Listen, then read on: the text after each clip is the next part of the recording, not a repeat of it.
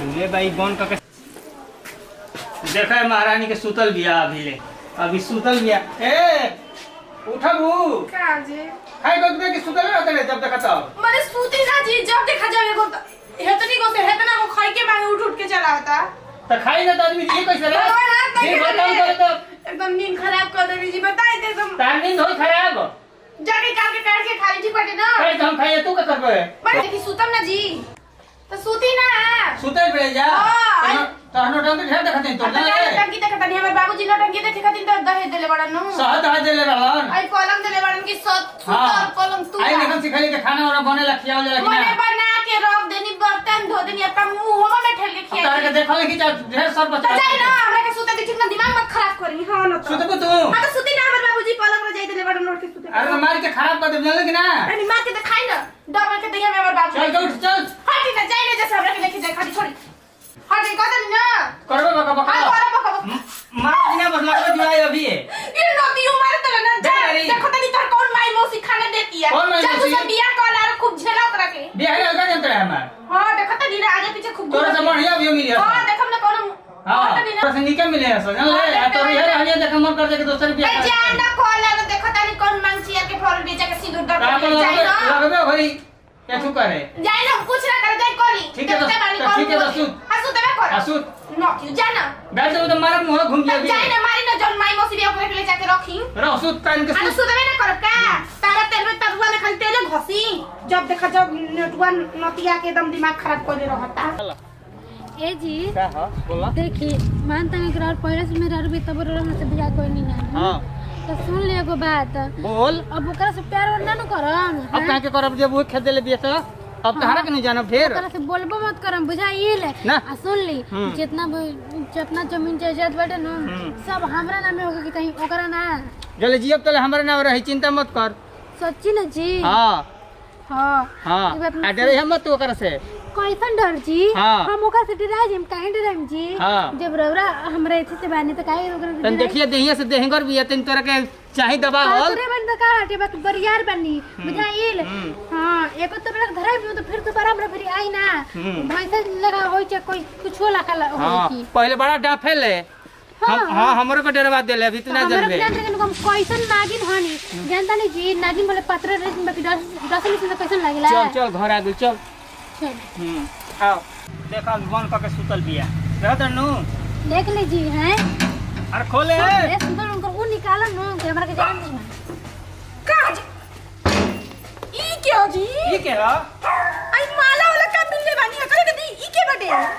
ई के हमारी हम हैरान की के बा तू ही कहे के बिया को मेरा भी तो कि हम के बानी जी तू ही हैरान हो पता नहीं कि इनकर बियाह शादी हो गइल बटे हमरा से नु मुंह चपका के बोलब रह पहले ए जी का कोई नहीं मने हम करिए मैंने तो नींद नहीं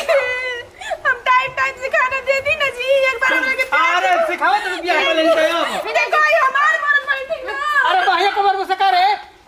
मार शर्म न अब शादी हमरा से कर ले ए जी कहीं का कोई नहीं बताई ना हमरा में क्या करनी है वो तो क्या कान सुन ले बुझाइल देखो एक हमरा मरद प्यार बढ़िया रो हमरे के कान खोल के सुनावे तड़ी नो तोर मरद ओ घर ना मरद नहीं हां घर मरद हो नहीं बिया को लेन का कौना मरद मेरा में लड़ाई झगड़ा ना होला जी होला कैसे होला मुंह हम खइले बिना जी हमरा के छोड़ के मारेगा तो सिर्फ गिर जेबो नहीं ना चल घर में चल चल घर में चल चल हो भैया का है जी कहां को भैया घर ए पापा जी अपन भैया के समझाई ना जी का के समझाई अरे तने समझाते तो समझा तो भैया का हो भैया भैया को लेके बात के कहां के हो दादा आया भौजी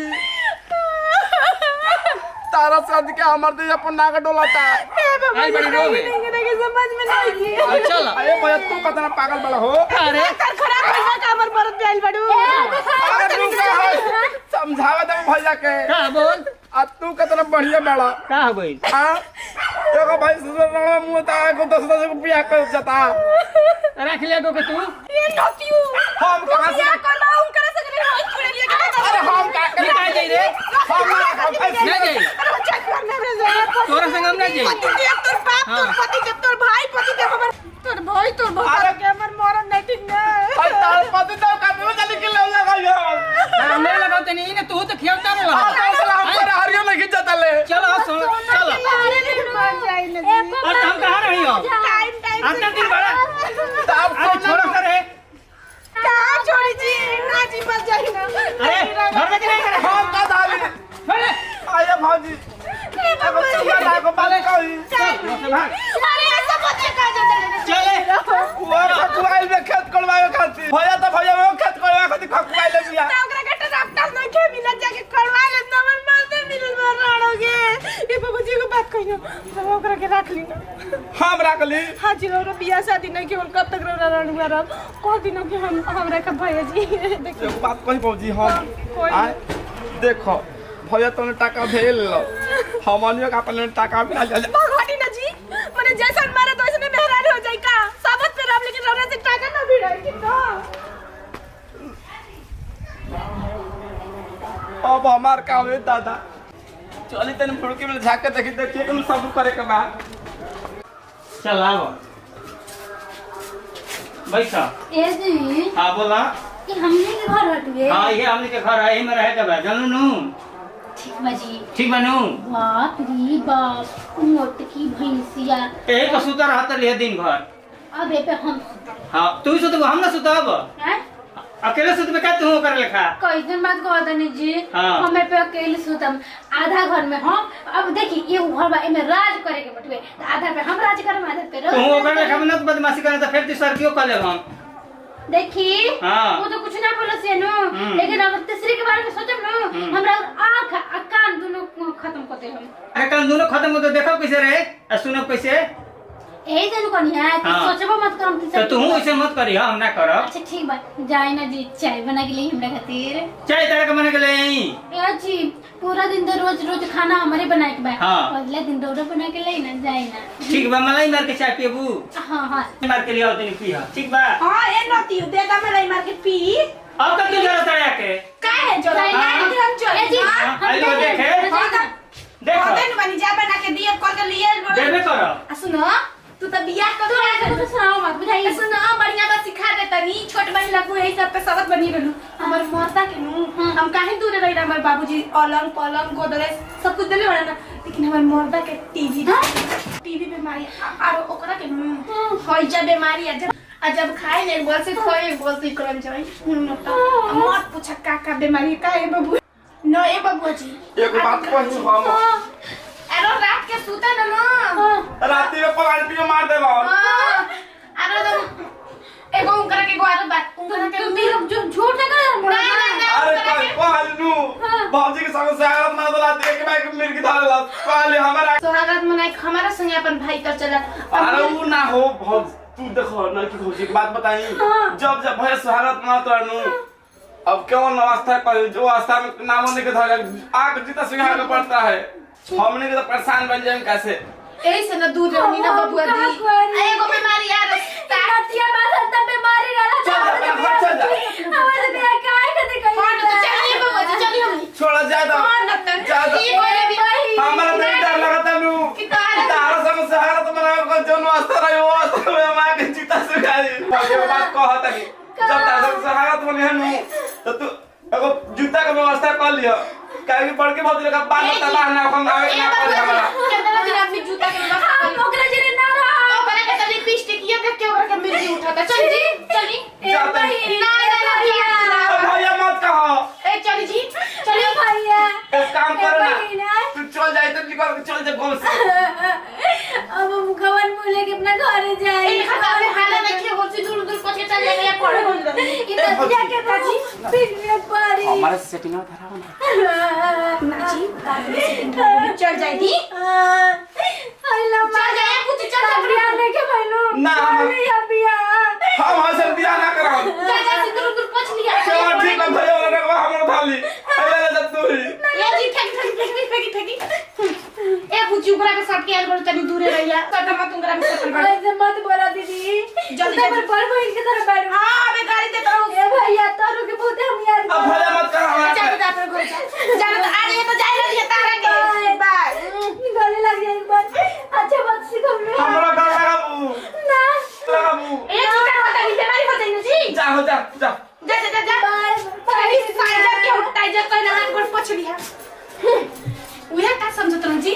कि हम ही खाली झाड़ घाट के पानी पी ले देखिए तो बहरी जे तो स्टार्ट मत कर दो सब ना चिचाई दी चलो देखो बहुत जा चल देखो जा चल जी मोबाइलो आजकल के नेटे नहीं के रहत बुझा तक तो जानकारी सब कहाँ रे हमारा के छोड़ा अपना बारे में बताया का हो गेले? अरे तो के शर्म ना लगाई भगवान तो के कब माफ ना करियन आ जिंदगी भर भी ना मेरा रू का आप बुझाई पागल है का रे का बात बोल का बात बटुए हाँ?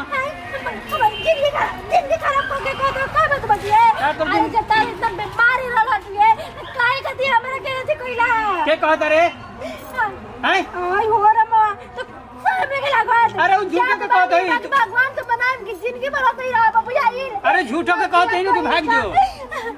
का कह दवा वो झूठो के कहना तो बात में भी ज्यादा बोल मत बुझाई अरे मोटकी के तू जानत नहीं को झूठ बोलत है